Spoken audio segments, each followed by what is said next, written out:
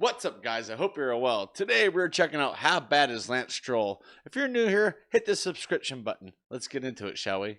So it's been a while since I've done one of these videos. Of course, if you remember back, it was the one on Romain Grosjean a few years ago that helped put me on the map in this F1 space. Then, of course, he blew up and everyone hated on me for it. Lance Stroll, the Canadian, has been a divisive member of the paddock since he joined the sport back in 2017.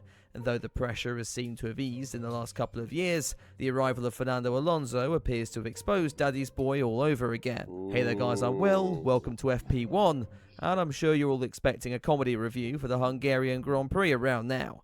Though, as you watch this, I'm probably arguing with a Ryanair employee trying to get home from the race, so you're going to have to wait a while, I'm afraid. To whet your appetite, let's break down the recent struggles of Lance Stroll and work out if he still deserves a seat at the pinnacle of motorsport, or if he ever deserved one in the first place. This guy's throwing some heat.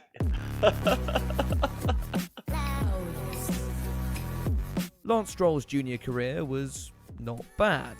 Best way you could sum that up. After winning a slew of karting championships in the late noughties and early 2010s, Stroll progressed into cars at the beginning of 2014. By this stage, he'd made so much of a name for himself, he was already enrolled in an F1 junior program. Wow. Which is a positive sign. Clearly, someone far cleverer and better at decision making than me has seen something in this guy. Yep. Should I now mention that that team was Ferrari? Regardless, Stroll's initial foray into car racing went pretty well, winning the Italian F4 championship in his first attempt, even after being forced to sit out of the final round due to injury. That all sounds relatively promising, though Lord Mahavir was a regular point scorer in this series, so that tells you all you need to know about the competition out there. Some real challenge would come the following year, when Lance progressed up to the Formula 3 European Series. Now he was against the likes of George Russell, Charles Leclerc, Jesus. The list goes on and on. Stroll performed admirably here, taking one win and ending the season 5th in the standings. He also did this that year. Oh, I've covered that shit! Of a weekend in the video already. Lance would remain in the championship heading into 2016. Damn. This time dominating and ending the season 187 points clear of the nearest competition, though team orders may have had a small hand in that. At this point, whilst most drivers here would make the step up to something like Formula 2, Lance had other ideas.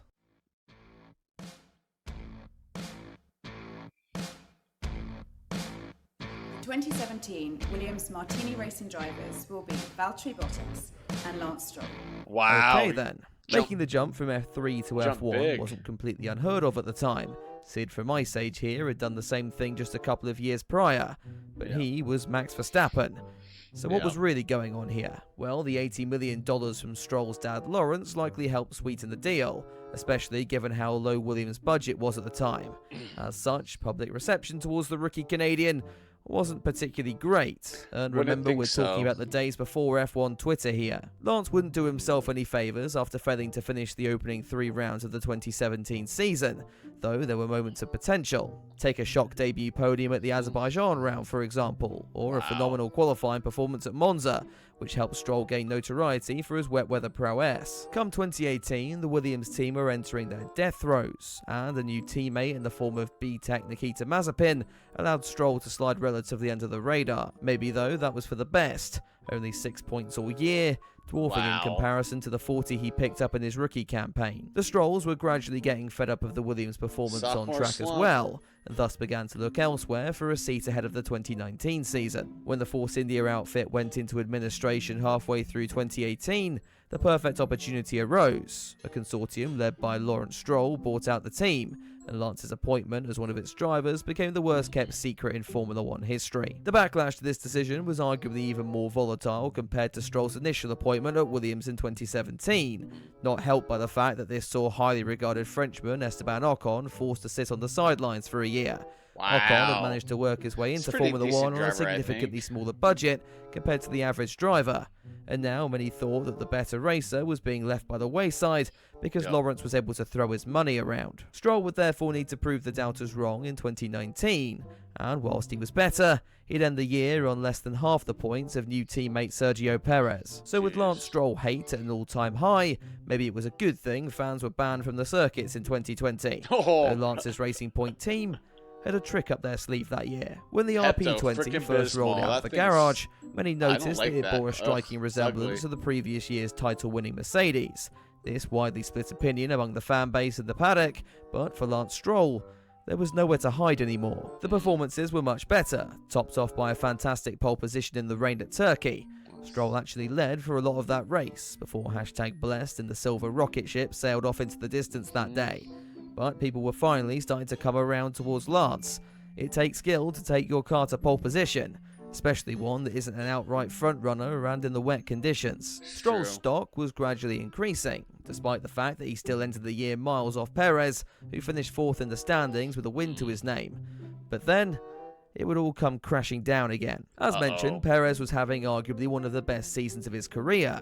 The same couldn't be said, however, of Sebastian Vettel. The Ferrari driver was announced to be leaving the team before the 2020 campaign even began, and Lance Stroll sniffed an opportunity. September 2020 would see Sergio Perez announce that he was leaving the Racing Point team at the end of the season, with Vettel soon confirmed as the Mexican's replacement.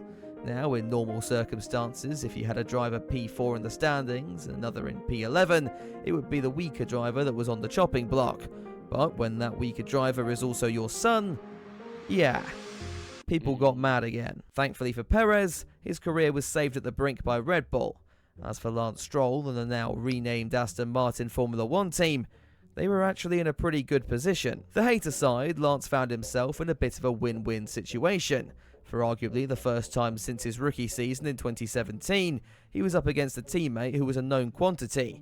Either he was trounced by 4-time world champion Sebastian Vettel, in which case, fair enough, he's a 4-time world champion, or he ends up beating Seb, which kinda speaks for itself. The AMR 21 fell behind its rivals as the season pushed on, but Stroll and Vettel were relatively evenly matched, Seb narrowly beating Lance by just 9 points, though you have to concede it would have been much larger had Vettel not lost his P2 at Hungary that year. New regulations for 2022 saw Aston Martin get things all wrong, though Seb again was able to extract that little bit more out of the car compared to his teammate.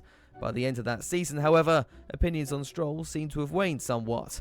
As I said, he wasn't necessarily expected to ever beat Vettel, just get close enough to not look completely useless. Sebastian obviously retired at the end of that year, presenting Stroll with arguably his toughest challenge yet in the form of Fernando Alonso. Now you might argue that Stroll was again in that win-win situation he had with Seb before, and maybe he was, in which case it's all the more embarrassing that at the midpoint of 2023, he still seems to somehow be losing. Aston's performance jump coming into this year caught everyone by surprise, especially for Lance Stroll, who was so shocked he fell off his bike just before the season began in Bahrain. The fact that he was even able to race at all for round 1 shows true strength and character for the Canadian. Guess it's tough then that I couldn't give a shit. On paper, Stroll's performances looked pretty decent. Regular points finishes, not bad. Until you compare them to Alonso's streak of podiums and the 93-point deficit after 10 rounds of the season. The battle for second best in the championship is also closer than ever, and this is really where the problem lies for Daddy Stroll at the moment. If Aston Martin had 2 strong drivers, that P2 in the championship would be there for the taking. Not to mention the host of strategy benefits if Stroll's pace was even remotely close to that of Alonso's. The truth is, it just isn't. And with Mercedes, Ferrari, and even now McLaren snapping at Aston's heels, Stroll's lackluster results could at worst see the team dip to 5th by the end of the year. And even for a billionaire like Lawrence Stroll, that might just be a little too much in loss of prize money to handle. So where is this deficit between Aston's 2 drivers coming from? Well, by the looks of things, it seems to be in qualifying. Stroll can handle himself in the wets, though when the sun comes out, he just can't compete.